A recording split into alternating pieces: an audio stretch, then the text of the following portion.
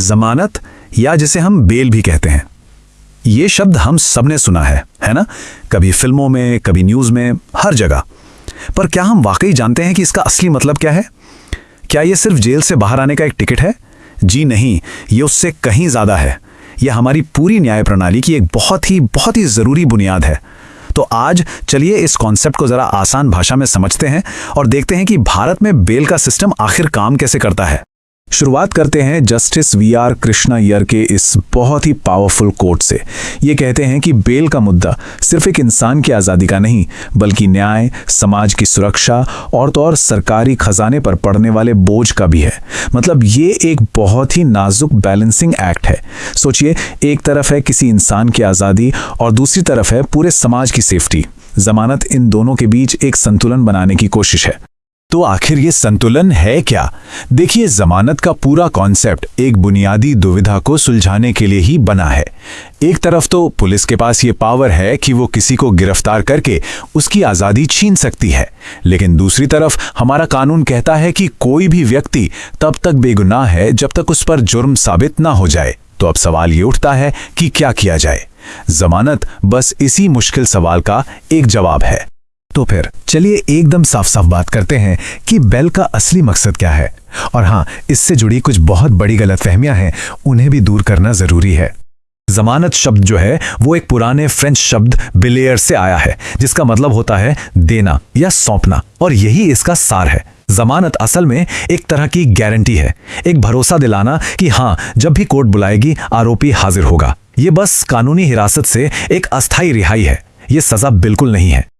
और ये बात दिमाग में बिठा लेना बहुत बहुत जरूरी है। जमानत सजा नहीं है। इसका मकसद किसी को जेल का मजा चखाना या सबक सिखाना तो बिल्कुल भी नहीं है, खासकर तब जब उसका जुर्म साबित ही नहीं हुआ है। इसका सिर्फ और सिर्फ एक मकसद है, ये पक्का करना कि जब ट्रायल शुरू हो तो आरोपी कोर्ट में मौजूद रहे, बस। अच्छा, तो अब जब हम ये समझ गए हैं कि बेल है क्या, तो ये जानना भी जरूरी है कि ये कितने तरह की होती है।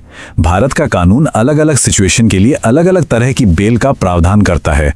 तो चलिए इसके 6 मुख्य प्रकारों को एक एक करके देखते हैं। तो ये हैं वो 6 प्रकार। जमानती अपराध में जमानत, गैर जमानती अपराध में जमानत, फिर आती है अग्रिम जमानत, डिफॉल्ट जमानत, अंतरिम जमानत और आखिर में दोष सिद्धि के बाद जमानत। हम इन सब को कवर करेंगे, मतलब छोटे मोटे अपराधों से लेकर गिरफ्तारी से पहले और सजा के बाद मिलने वाली बेल तक। सबसे पहले और सबसे सीधी है बेल इन बेलेबल ऑफेंस, यानी जमानती अपराध में जमानत। ये उन अपराधों के लिए है जो कम गंभीर माने जाते हैं। और यहाँ सबसे जरूरी बात यह है कि बेल मिलना आरोपी का अधिकार है, पुलिस की मेहरबानी नहीं। अगर अपराध जमानती है तो पुलिस को जमानत देनी ही होगी, इसमें कोई अगर मगर नहीं चलता। अब चलते हैं इसके बिल्कुल उल्टे सिनेरियो पर, bail in non bailable offence, यानी गैर जमानती अपराध में जमानत। जैसा कि नाम से ही जाहिर है, ये गंभीर अपराधों के लिए है और यहां जमानत मिलना कोई अधिकार नहीं, बल्कि ये पूरी तरह से कोर्ट के विवेक पर निर्भर करता है। अदालत केस की हर चीज को देखती है, अपराध कितना गंभीर है, सबूत क्या है, और उसके बाद ही तय करती है कि बेल देनी है या नहीं। अब आते हैं एक बहुत ही इंटरेस्टिंग टाइप की बेल पर, अग्रिम जमानत। अंग्रेजी में इसे एंटीसिपेटरी बेल कहते हैं। ये एक तरह का सुरक्षा कवच है। अगर किसी को ये डर है कि उसे किसी झूठे केस में फंसाकर गिरफ्तार किया जा सकता है, तो वो गिरफ्तार होने से पहले ही कोर्ट जाकर जमानत की अर्जी दे सकता है। ये एक बहुत ही जरूरी प्रावधान है। 60 से 90 दिन, ये 2 नंबर याद रखिए, ये बहुत जरूरी हैं, क्योंकि ये एक ऐसे अधिकार से जुड़े हैं जो तब मिलता है जब सिस्टम अपना काम समय पर नहीं कर पाता। इसे कहते हैं डिफॉल्ट बेल। देखिए, कानून ये कहता है कि पुलिस या कोई भी जांच एजेंसी अनिश्चित काल तक किसी को जेल में नहीं रख सकती।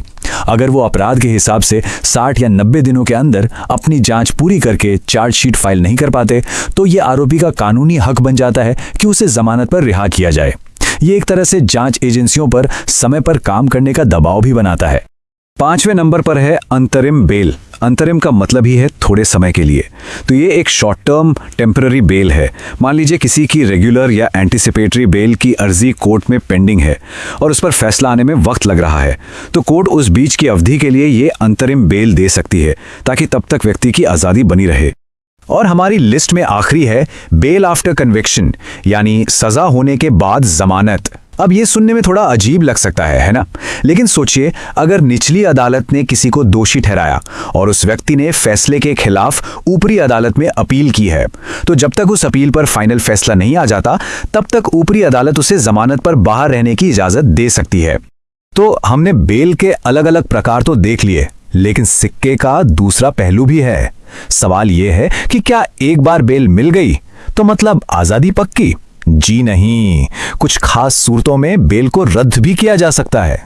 तो ये ही वो बड़ा सवाल है, क्या जमानत का फैसला फाइनल होता है? इसका सीधा सा जवाब है बिल्कुल नहीं। देखिए, जमानत एक तरह की शर्त के साथ मिलती है।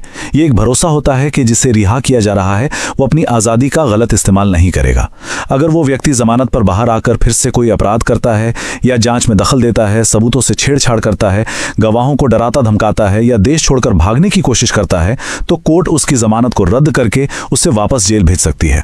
तो हमने जमानत की सारी तकनीकी बातें तो जान ली, लेकिन अब थोड़ा पीछे हटकर बड़ी तस्वीर देखते हैं। आखिर एक समाज के लिए ये अधिकार इतना जरूरी क्यों है? ये क्यों मायने रखता है? क्योंकि इस सब की जड़ में कानून का एक बहुत ही बुनियादी और खूबसूरत सिद्धांत है, इनोसेंट अंटिल प्रूवन गिल्टी, यानी दोषी साबित होने तक हर कोई निर्दोष है।